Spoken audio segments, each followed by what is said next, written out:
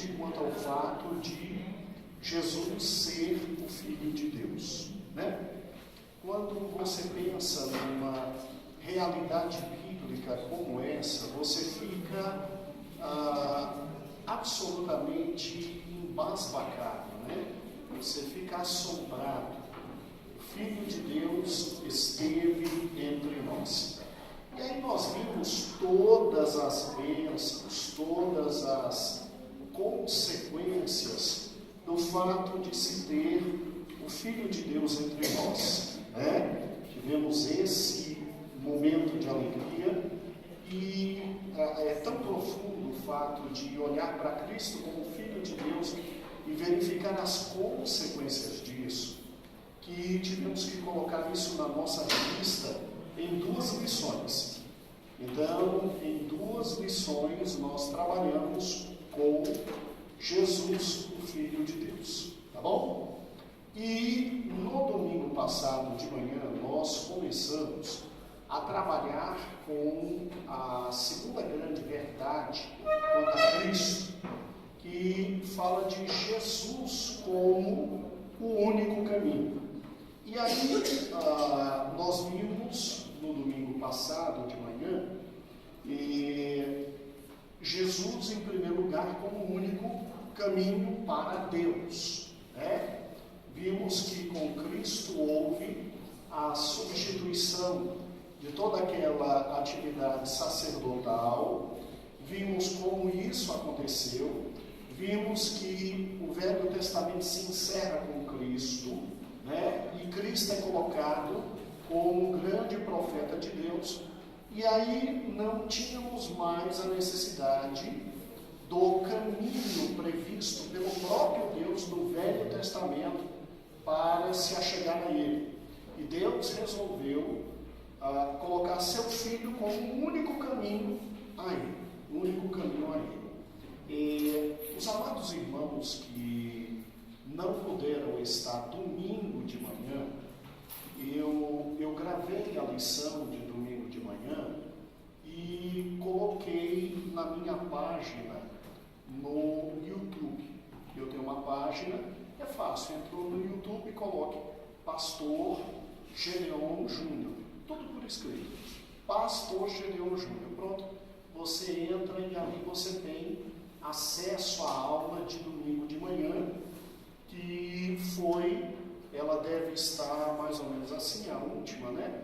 Então ela deve estar, lição 3, Jesus, o único caminho, tá bom? E hoje, você que está com a revista da Escola Dominical, você me abra, por gentileza, meu amado irmão, na página 21, porque nós vamos trabalhar com Jesus, o único caminho para a árvore da vida.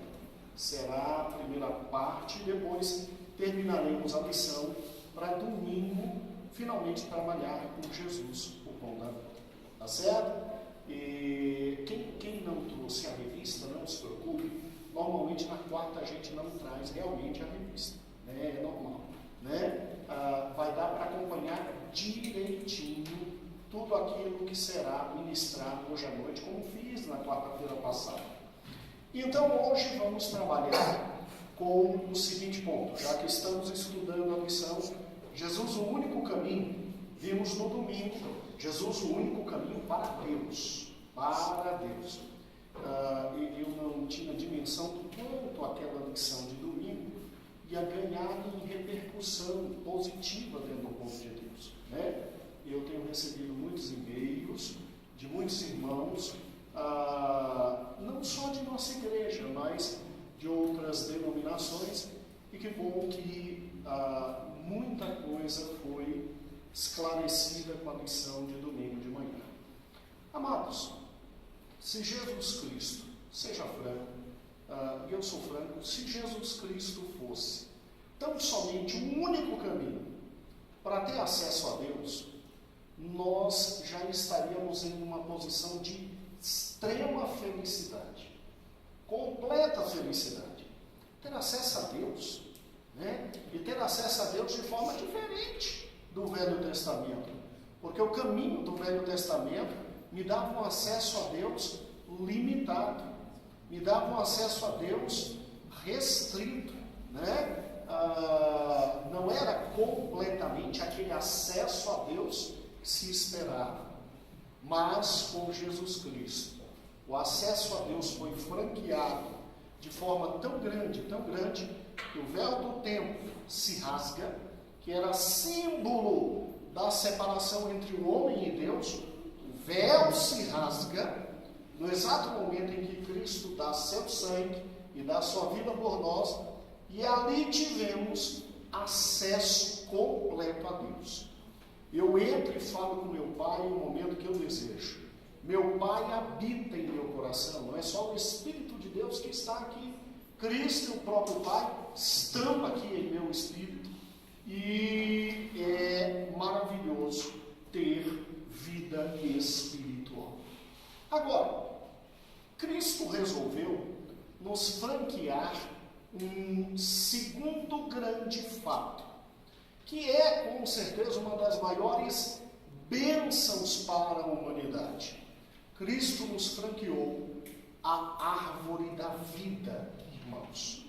Cristo nos abriu o acesso à árvore da vida. O que significa isso? A pastora Arnaud, que escreveu a lição número 2, ele colocou na página 21 de nossa revista da escola, no ponto 3, Jesus, o único caminho para a árvore da vida. E o que significa isso? Esta bênção é uma bênção tão grande quanto a bênção de ter acesso ao próprio Deus.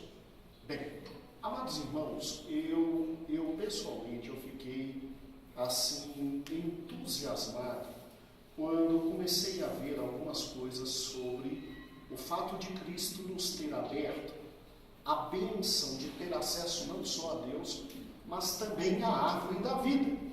A árvore da vida. Acompanhe comigo esta extraordinária bênção. Por gentileza, abra em Gênesis capítulo 3. E em Gênesis capítulo 3, amados irmãos, nós temos sim a boa e velha história da queda do homem. Então vamos juntos, para podermos entender esta bênção fantástica que nos foi aberta, que é a bênção de o homem ter acesso à árvore da vida. Acompanhe comigo, por gentileza, antes de Gênesis 3, que é o texto que o pastor utiliza, eu quero que o amado irmão olhe para o jardim do Éden, em Gênesis capítulo 2, versículo 8. Vamos juntos? Volte só um pouquinho e vamos trabalhar no jardim do Éden. Em Gênesis 2 e 8, você tem a descrição do jardim, do local de delícias, Éden, que Deus cria para colocar o homem. E nessa descrição, há algo muito interessante. Acompanhe comigo o versículo 8. E havia o Senhor Deus plantado um jardim no Éden, do lado oriental. E pôs ali um homem que tinha formado. Sabemos que Deus criou o homem à sua imagem e semelhança, e para que o homem desfrutasse de toda a felicidade possível, Deus, como arquiteto, paisagista e projetista, Deus simplesmente planta um jardim extraordinário. O nome é jardim por uma razão simples. Jardim sempre é um local onde nos sentimos muito bem. Vá a qualquer jardim. Hoje eu creio que no Brasil, parte dos jardins mais belos que temos estão na cidade de Curitiba. Vá e conheça, para você conhecer o Jardim Botânico. Sempre o jardim é um local de muita tranquilidade, muita paz, muita alegria, muita felicidade. E o nome é Jardim do Éden. Felicidade com delícias, né? É literalmente o que significa Jardim do Éden. Então tratava-se de um local extraordinário feito pelo próprio Deus plantado pelo próprio Deus para colocar o homem. E o versículo 9 diz assim: e havia o Senhor feito nascer da terra toda árvore, agradável à vista e boa para comer, e também a árvore da vida no meio do jardim, a árvore do conhecimento do bem e do mal. Então veja que interessante. Deus dá ao homem todas as árvores. A gente vê mais adiante, os irmãos já sabem do texto, que Deus proíbe o homem de comer tão somente da árvore do conhecimento do bem e do mal. E Deus diz: come de todas as árvores. Significando o quê? Significando que no jardim haviam duas árvores extremamente importantes e que tinham significado espiritual, não só físico e material, espiritual. Eu sou daqueles que acredito que neste ponto o Gênesis é absolutamente literal. Eu creio sim que Deus plantou um fantástico jardim chamado de Éden, para que tivéssemos a noção de tão fantástico que era, né? Eu paro e penso, irmãos, se um paisagista como Buller Marx, né, ele é um fenômeno até hoje, ele consegue transformar ambientes horríveis em locais maravilhosos. Você já imaginou o que seria o Jardim do Éden? Né? Já imaginou que coisa fantástica seria aquilo? E eu paro e penso, Deus olhando e dizendo: você tem tudo, você tem todas as árvores, absolutamente todas as árvores, come. E come muito, porque você tem que lavrar e cuidar do jardim. Deus nunca deu vida fácil para ninguém. Trabalho é bênção desde o Éden. Desde o Éden. O homem tinha que lavrar, porque a terra sempre necessitou, sempre necessitou do trabalho humano para a sua renovação botar frutos. E o homem tinha que cuidar, por quê? Porque o diabo já existia. O diabo nesse período de tempo já tinha caído. O diabo nesta época, ele já era absolutamente tomado de maldade. Então ele tinha que lavrar e cuidar. E cuidar. E o que é interessante é que no meio de todas as árvores frondosas, frutíferas, a gente vê hoje a natureza. Os irmãos se lembram daquele texto que a natureza geme esperando a redenção? Os irmãos se recordam desse texto? Pois é, se hoje nós temos uma natureza imperfeita que geme, esperando a redenção, esperando Deus nos trazer novos céus e novas terras, amado, já imaginou cada um de vós o que seria cada uma daquelas árvores e dos frutos? Eu olho hoje para frutos e eu sinto fome, não só por causa da pequena barriga que tenho, né? Mas porque são belos ao extremo. Aquilo te dá prazer. Você já imaginou o que era na época de Cristo, na época do Jardim do Éden, cada uma daquelas árvores? Mas duas árvores tiveram destaque especial. Uma árvore chamada árvore do conhecimento do bem e do mal, com a qual Deus testaria, Deus provaria a obediência do homem. Significando o quê? Que essa árvore existia. Qual era o fruto desta árvore? Com certeza não era tão dedicada à maçã. Maçã até hoje faz muito bem para a gente, irmãos. Os ingleses dizem que 2 maçãs comidas por dia, você dificilmente terá problemas com médicos, né? Há um ditado em inglês quanto a isso, que eu não vou falar porque meu inglês é uma das coisas mais lindas do universo, não é? Então, com certeza não foi a maçã, com certeza não foi a manga, com certeza não foi uma pera, mas escute o que eu estou lhe dizendo. Havia esta árvore. E ela tinha fruto. E Deus disse ao homem: não come. Não, eu não quero que você coma. A humanidade muitas vezes pergunta a nós, mas o Deus que vocês servem, ele é um Deus podador, desde o início proibindo o homem. Irmãos, vamos ser francos, é simples a analogia. Se você é rico e eu sou pobre, e você, tomado por amor, você constrói uma casa para mim e para meus filhos, e você diz, Gedeon, a casa é tua. Agora, eu só não quero que você vá ao quarto dos fundos, porque o quarto dos fundos eu não quero que você tenha acesso.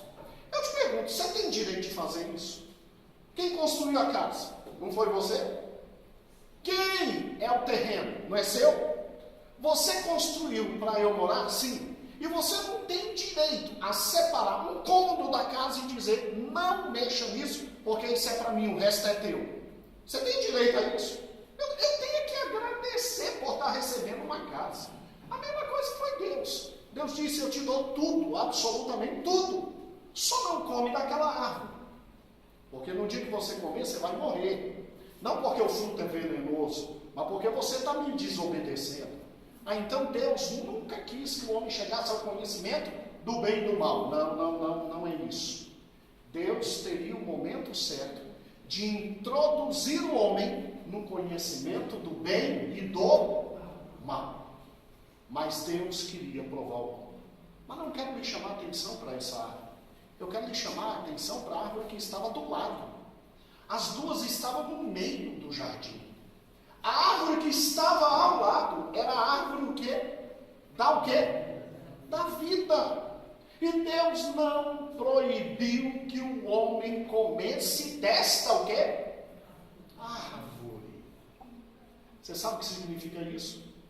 Significa que Deus não queria somente que o homem tivesse a sua imagem e a sua semelhança.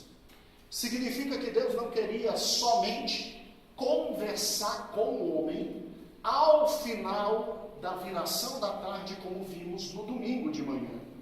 Significa que o homem que Deus não queria que o homem tivesse tão somente comunhão com ele. Deus queria muito mais. Deus queria que o homem vivesse, inclusive fisicamente, de forma ilimitada, para que o homem desfrutasse de tudo aquilo que Deus tem para ele. Daí a árvore o quê? Da vida. A primeira interpretação da árvore da vida, eu trouxe até uma Bíblia aqui, ela foi escrita pelo pastor Jim Sweat, um pastor da minha época, que eu era menino, eu era adolescente, eu gostava muito das pregações dele, e eu olhei todas as Bíblias que tinha, olhei os comentários, conversei com o papai, liguei, dialoguei, e ele tem uma interpretação muito interessante da árvore da vida.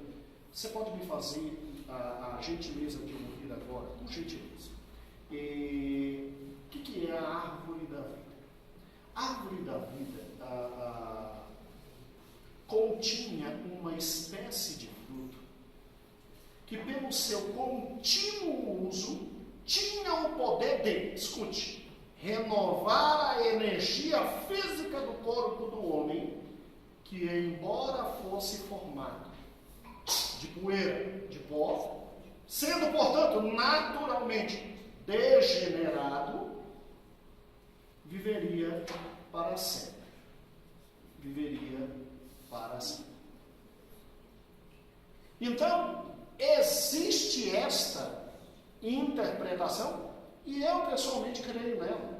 E antes de dizer para os irmãos, creio nela, conversei com o pastor da igreja, e ele disse, sim, meu filho, essa árvore existia. Sim, o fruto que era produzido é para o homem, para que o homem tivesse acesso a uma vida física renovada, renovável, renovada. Existe uma segunda corrente que combate essa ideia e que diz assim, não, a árvore da vida era Cristo no Jardim do Éden. Era a representação de Cristo no Jardim do Éden. E assim, o argumento deles é muito bom. Sabe por que é muito bom? Porque eles dizem assim, o homem ainda não tinha sofrido a penalidade da morte. O homem tinha árvore para ele se alimentar, mas Deus ainda não tinha dito, você vai morrer. Deus ainda não tinha dito, você vai morrer.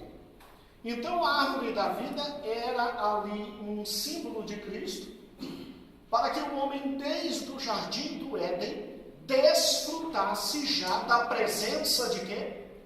De Cristo. Olha, com todo respeito a quem assim pensa, eu paro e penso que a árvore era uma árvore real, realmente, e os frutos produziriam a capacidade do físico de Adão e Eva não se degenerar, independente deles já terem sob si o comando da ordem, você vai morrer agora. Agora você pecou, sai, porque vai morrer. E a razão é simples de entender isso, irmãos. Qual foi a primeira providência de Deus após as punições pessoais para cada um que pecou? Qual foi? Aí vem o texto do nosso amado pastor, que está aqui em Gênesis capítulo 3, 24. Deus os expulsa do jardim do Éden para que eles não tenham acesso à árvore o quê?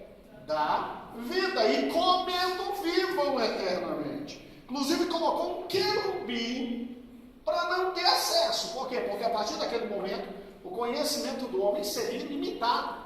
E as possibilidades do homem encontrar geograficamente essa árvore seriam absolutamente viáveis. Quando Deus diz, olha, agora o homem conhece como nós, Deus está dizendo, o homem agora tem a capacidade de, com o conhecimento, produzir, fabricar, realizar o que quiser. Tanto é que a descendência caída de Caim fabricou os primeiros grandes projetos de engenharia, de arquitetura, de música, de estrutura. Eles eram fantásticos, porque a bênção da capacidade mental, de raciocínio, de produção mental, de pensamento, de artífice do homem, isso vem de Deus, independente dele estar caído ou não. É por isso que nós temos excelentes médicos e eles simplesmente dizem, Deus não existe. Por quê? Porque a capacidade é bênção dada por Deus de você raciocinar. Como também temos fantásticos médicos que dizem, antes de toda e qualquer cirurgia, Deus, usa a minha mão e usa a minha mente. A capacidade de raciocínio do homem. Então, o que Deus faz? Deus retira o homem do jardim, Deus coloca um anjo para que a humanidade não tenha acesso à árvore, o quê? Da vida. Isso significa o quê? Que é uma árvore real. Isso significa o quê? Significa que esta árvore, ela produz frutos que, ao serem ingeridos, tem a capacidade, irmãos, de produzir fenômenos biofísico-psíquicos que possibilitam a não morte. A não morte. E amados,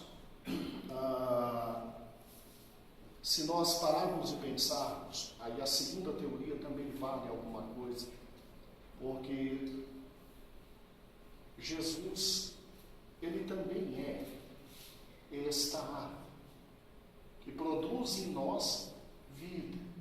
E ele diz que quem se alimenta dele tem a vida, e a vida o quê?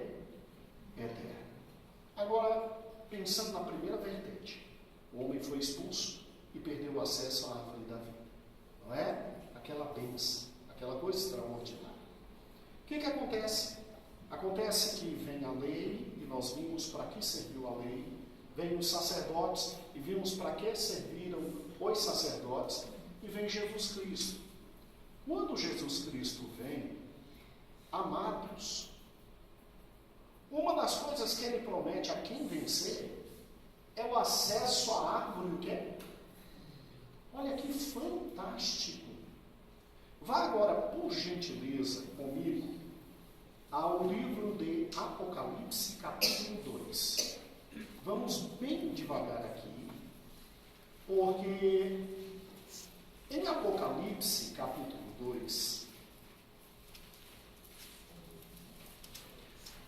quando se escreve a igreja de Éfeso, existe uma palavra de repreensão muito pesada à igreja de Éfeso.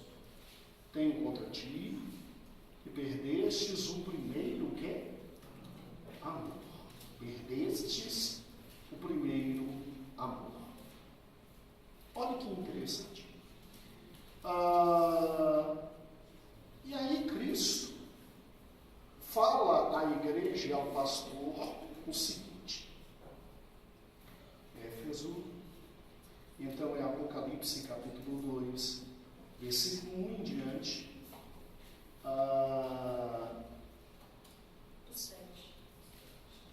E no versículo 7, isso, obrigado, diz assim: quem tem ouvidos, ouça o que o Espírito diz às igrejas. Ao que vencer, dar-lhe-ei de comer da árvore o quê? A qual está no meio do paraíso o quê? Glória a Deus. Glória a Deus. É para a igreja. É para a igreja. O que eu acho interessante aqui, irmãos, eu queria essa noite desenvolver um raciocínio intermediário entre a árvore da vida do Gênesis e a árvore da vida do Apocalipse. Mas aí, como a lição de domingo é Jesus é o pão da vida, aí eu mataria um pouquinho a lição de domingo, né? Eu ia nesse momento, antes de chegar na segunda árvore, ia mostrar para você Jesus como o pão da vida, né? E aí ia mostrar a relação entre o pão e a árvore. Mas aí isso a gente faz domingo. Creia, meu amado irmão, que o acesso à árvore da vida se fechou. Vem Cristo. E Cristo se mostra como o pão da vida. E se mostra como a videira verdadeira. Com estes dois símbolos, Cristo está dizendo: eu possibilito a você a vida eterna. E nós já vimos na aula passada que Cristo não somente, quarta-feira passada, se contenta em pegar o homem e levá-lo no caminho até a presença de Deus. Cristo nos pega pela mão e nos conduz no caminho até a vida o quê? Eterna. Eterna. Porque Ele nos quer com Ele eternamente. Só que há uma questão fundamental em nosso ser. Não é possível gerar vida por nós, em nós mesmos. Olha que interessante, Varilson. Você é capaz de gerar um filho. Se une à sua esposa, os gametas se unem e a criança surge. Mas essa é a vida física. A vida espiritual, eu e você, que é a vida eterna, esta está em Deus e Ele dá para quem quiser. A vida eterna está em Deus e Ele dá para quem quiser. O primeiro que teve disponibilidade a, pelo menos, entender e discernir um pouco sobre isso foi Adão. Sua esposa Eva. Mas o fruto da árvore do conhecimento do bem e do mal se tornou muito mais belo. Satanás é especialista, né?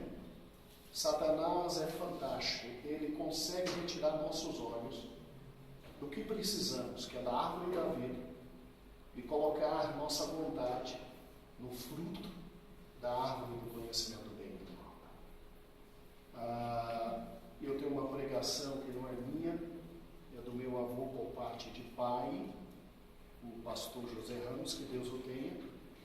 explanou muito bem isso do Gênesis ao Apocalipse, com toda a linhagem dos homens da árvore da vida e dos homens da árvore do conhecimento do bem e do mal.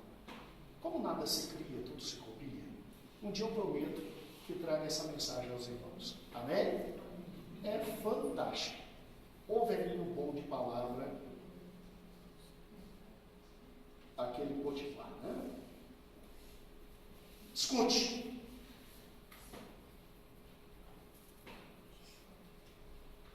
A árvore da vida então ficou proibida, a mim e a você. De repente veio o Senhor Jesus dizendo, ó, eu sou o pão da vida. A humanidade começa de novo a ter acesso à noção de alimentação que produz vida o quê? Eterna. O que Jesus queria dizer com isso? Aonde ele chegou com isso? Quais as finalidades e que transformações ele trouxe? Aí é domingo de manhã. E aí domingo de manhã a gente conversa sobre o pão da vida e analisa isso de forma maravilhosa. E você vai ver que foi radical e transformador o cenário com a presença do pão da vida entre nós.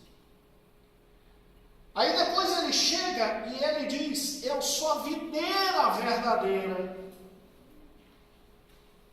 Falando de novo de comer algo para a vida eterna. E radicalmente depois ele vem e diz, é para comer do meu corpo e é para beber do meu o quê? Para ter vida o quê? Irmãos, essas 3 aulas, os irmãos não podem perder. E eu sou bom de propaganda, não é?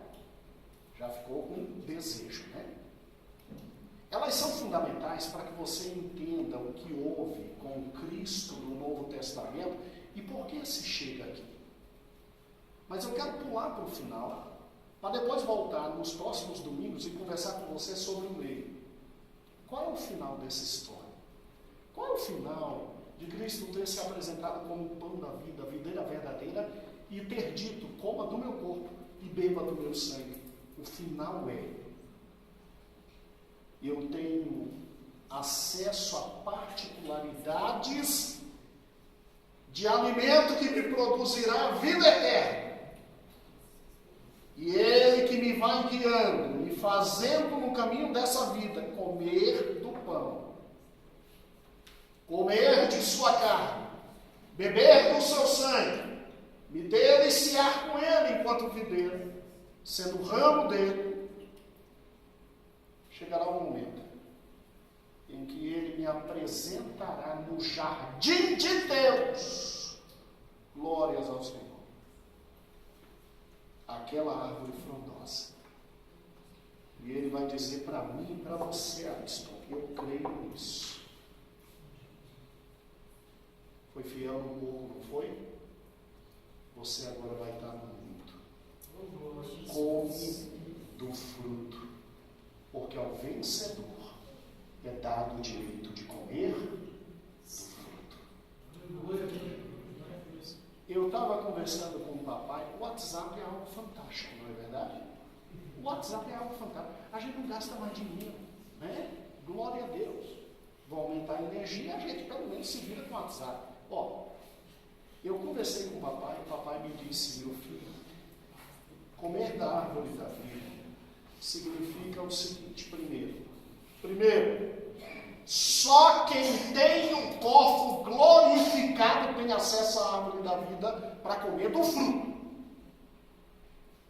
Quem não tem, come no máximo das folhas. Já eu te mostro isso.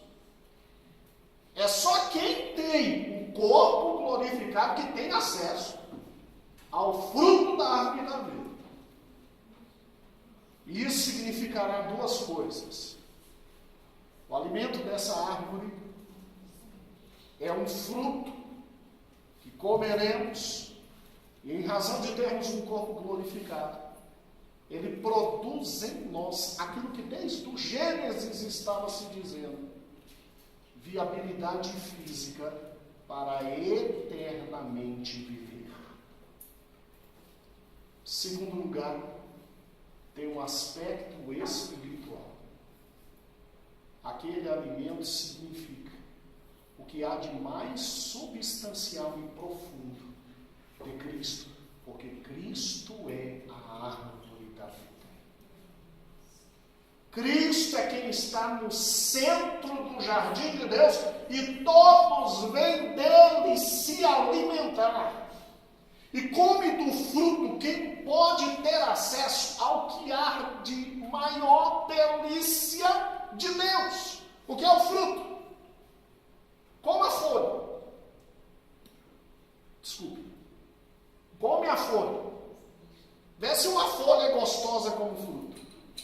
O fruto é o auge, o fruto é o produto maior, o fruto é o resultado maior de toda a atividade biológica de uma planta para a satisfação daqueles que naquela planta investiram. Escute, o que você tem hoje é o pão da vida.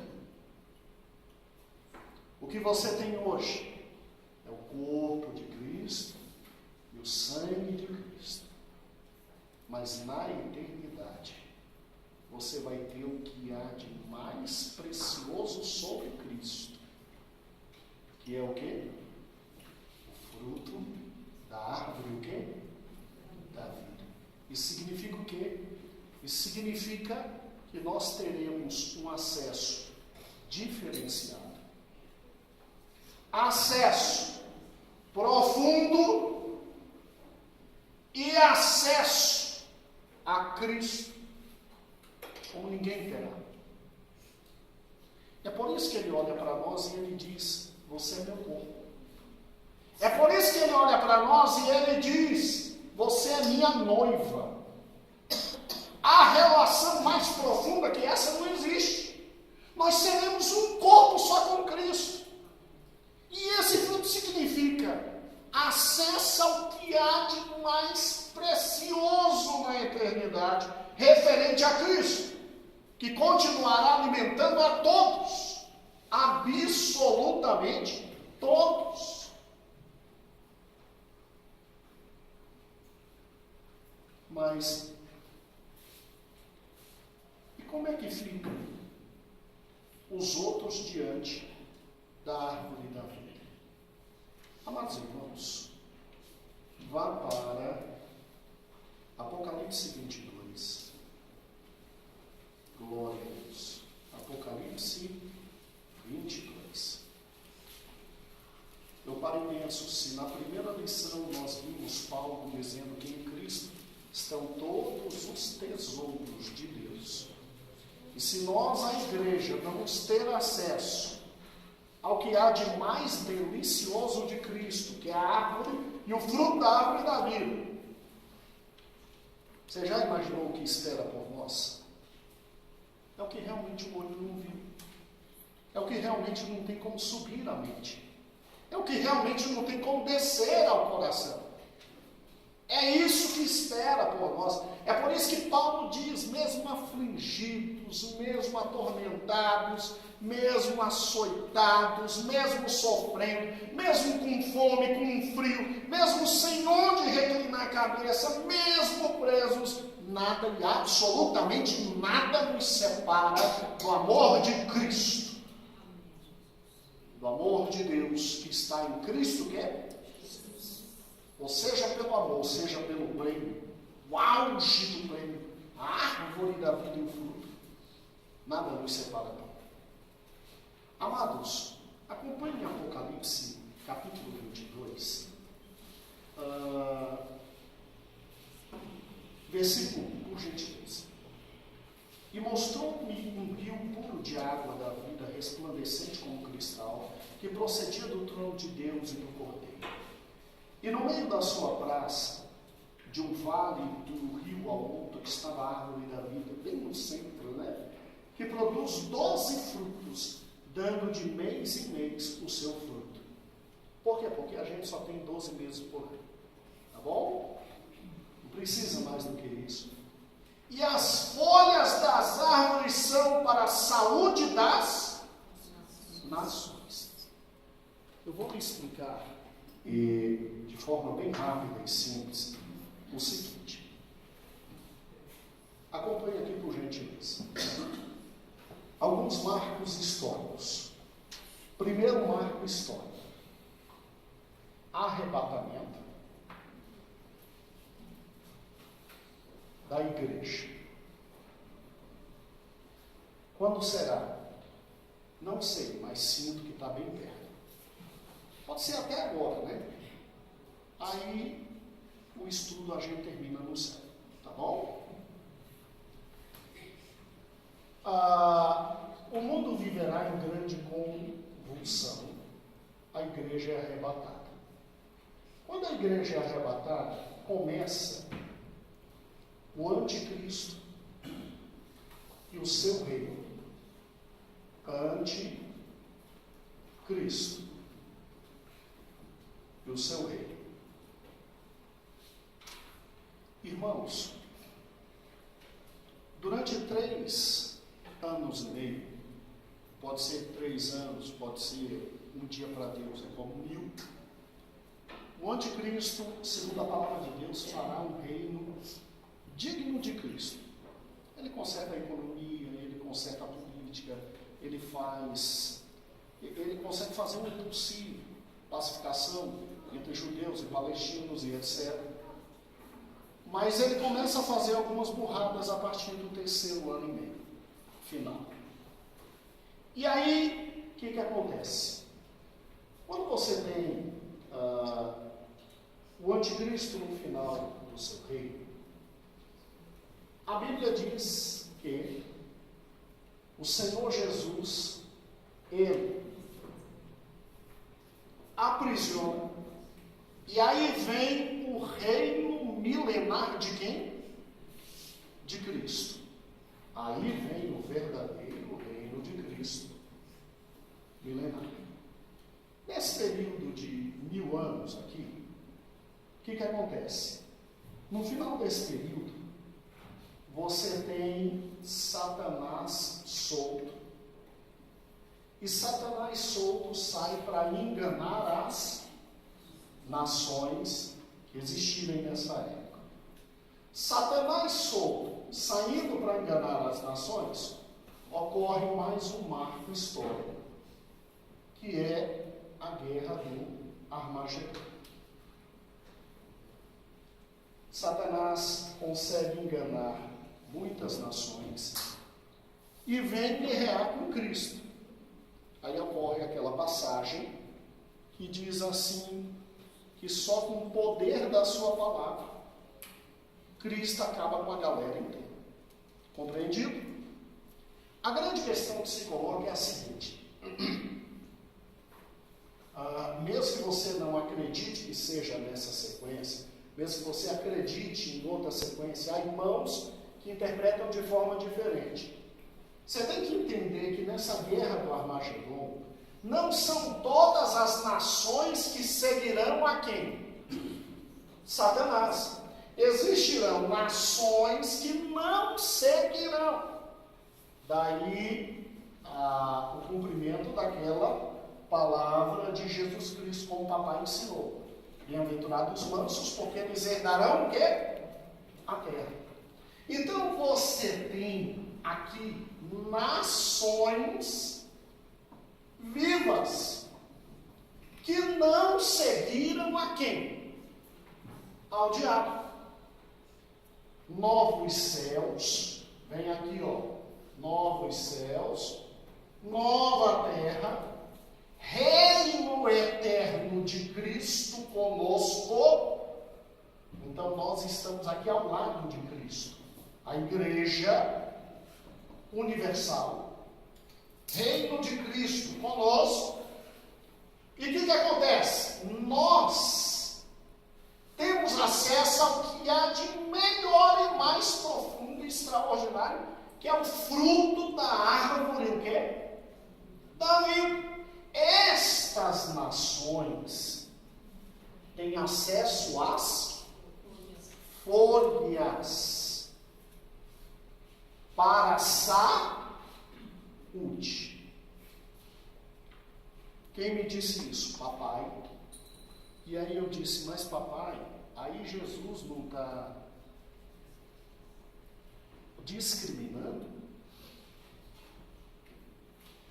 Ele disse, meu filho, você lembra da passagem da mulher sírio-fenícia?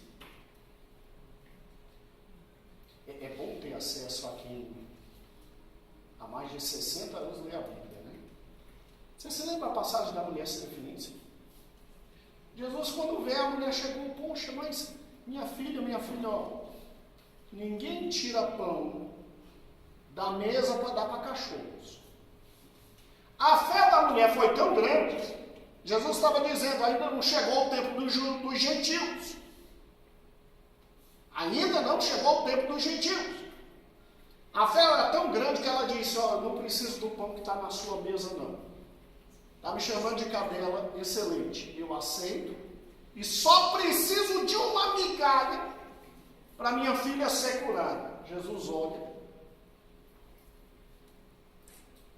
e talvez se lembre do seu amor universal, e disse, ó, não, vai, nunca vi tanta fé, vai, a menina está curada, não tem mais demônios, não, está curada.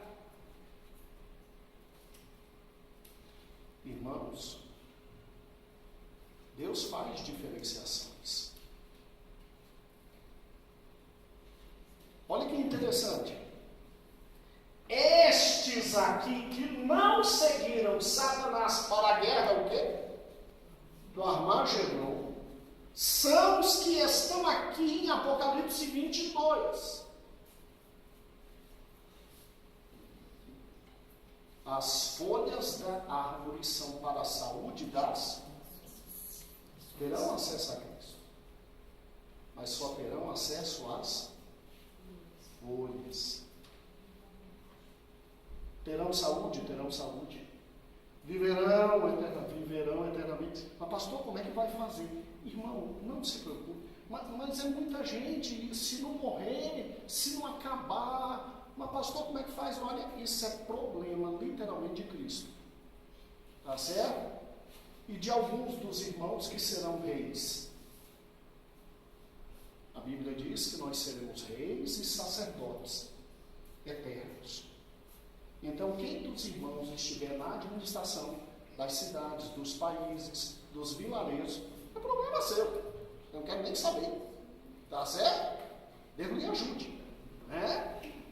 Eu estou pedindo para ser sacerdote. Né? É um pouco mais fácil. Não sei se serei atendido. E também não é assim tão literal. Calma. Não é tão literal. Estou brincando com os irmãos. Mas que realmente é problema de Cristo e problemas para Cristo são simples, né? E dos irmãos que irão governar sem nenhum problema. O que eu sei é que eles têm acesso às folhas, terão acesso a Cristo, terão acesso à sua palavra, terão acesso sim à árvore da vida, mas o que há de mais essencial é a quem vencer, é a igreja do Senhor. Então veja que Cristo abre de novo para a gente o acesso ao quê? A árvore o quê? Da vida. E aí a pergunta fica, hoje nós já temos acesso ao fruto da árvore da vida, ou hoje temos acesso ao pão, temos acesso ao corpo, temos acesso ao sangue. Esse acesso, pão, corpo e sangue é limitado em relação ao fruto que teremos na eternidade. Irmãos, são indagações interessantes que nós teremos a alegria de conversar no domingo pela manhã. Mas aquilo que Adão perdeu, eu e você não vamos perder. Nós não vamos perder. Nós estaremos fitos em Cristo, olhando para Ele, que é o autor e consumador da o quê? Da nossa fé. E estaremos nos desembaraçando de tudo aquilo que quer nos prender nesse mundo. E fazendo como Paulo fez, jogando tudo esterco tudo ou nada, para tão somente ganhar pelo conhecimento de Cristo.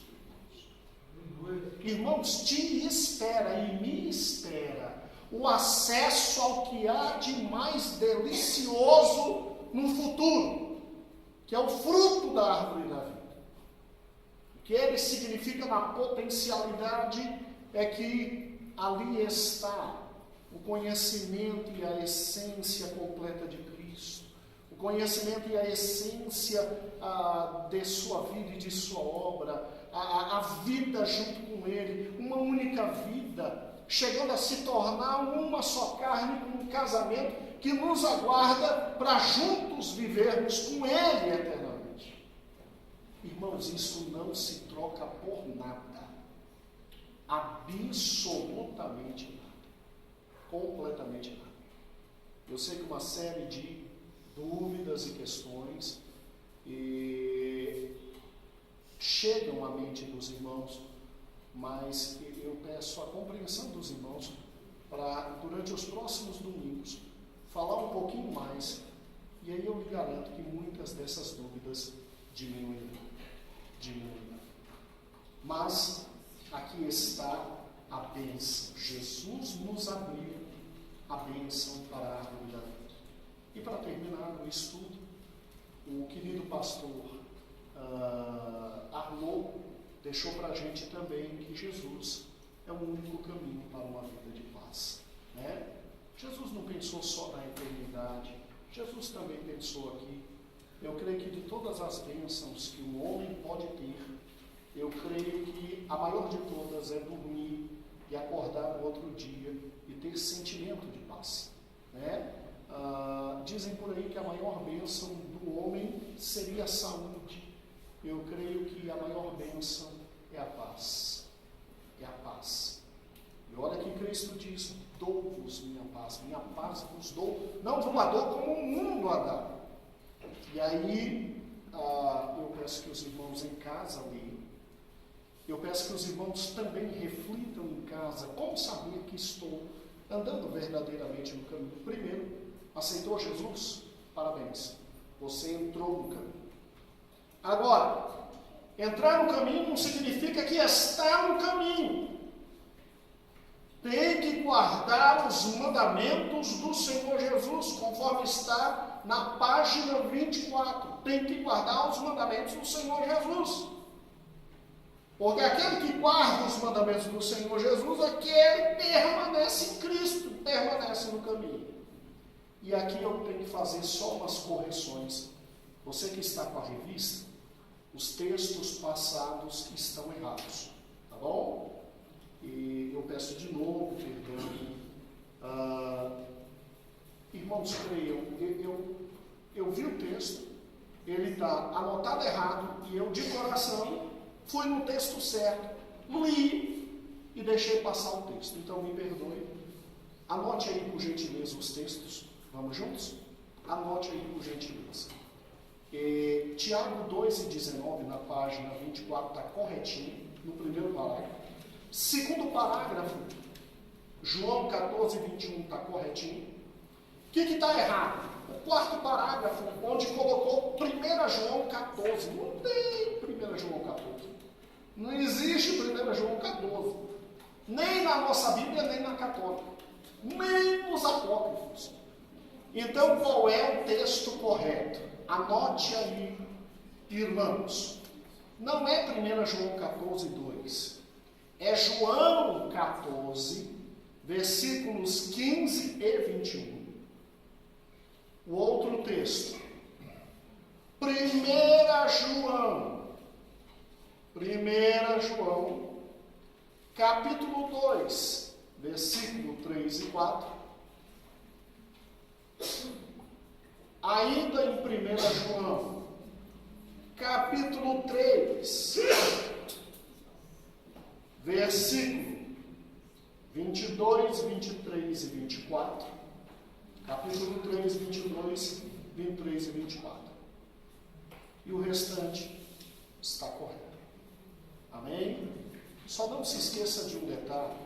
Não vou tratar desse assunto porque o tempo já passou. Mas Jesus é o único caminho que leva a Deus. Lembre-se que nesse caminho você não anda sozinho. Jesus estabeleceu a sua o quê? Igreja. E falo isso porque tem muita gente hoje desigrejada. Pastor Cícero um dia estava conversando comigo e ele estava dizendo: Gedeuzinho, é o auge do orgulho. É o auge do orgulho o indivíduo dizer: não tem igreja para mim. Não tem pastor que possa me pastorear. Ninguém mais é sério. Os desigrejados, né? Tomar cuidado, porque Cristo estabeleceu sua igreja e o caminho que me leva à vida eterna é um caminho onde eu e meus irmãos caminhamos. Não há vida eterna para solitários. Creia nisso. É a vida em comunhão que nos faz chegar à vida eterna. Os textos estão aí. E, amados, no domingo nós veremos Jesus, o pão da vida. Amém? Vamos agradecer ao Senhor. Senhor Jesus, Tu és tão bom, tão maravilhoso.